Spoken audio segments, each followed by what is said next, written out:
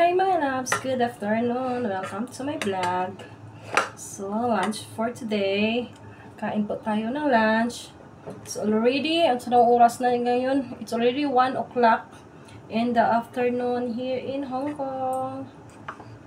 1:10 in the afternoon na. So, late na yung lunch natin, no? So, kabuang jutaan eh. Pero, yung ulam natin is, kakain tayo ng rice kasi masarap yung ulam natin. Thank you, ate.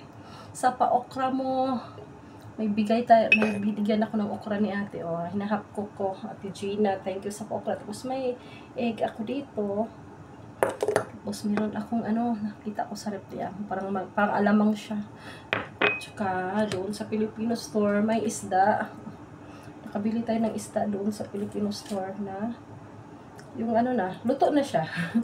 Iniinit ko na lang. Tsaka may tira kagabi na ulam. Di ba, pork chop. Sasaw-saw natin dyan sa suka at saka toyo. Yung mga amo ko hindi mahilig sa maanghang. Wala silang black pepper, white pepper yung sa kanila. Di maanghang. Sarap-sarap pag maanghang to.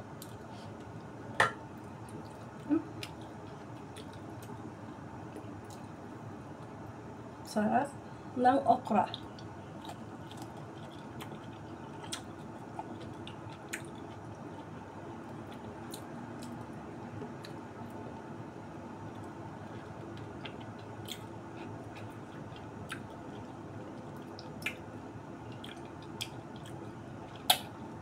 Medyo matigas na siya. Pero masarap pa rin.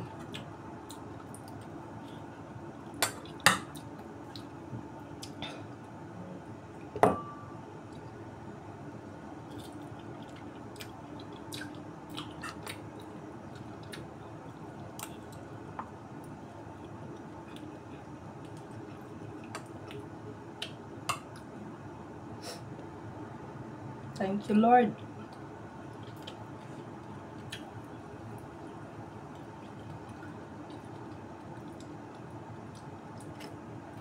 Tikman natin itong isda nila, be.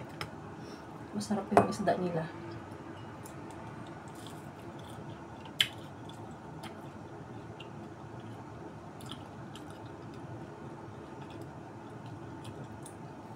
Sarap naman.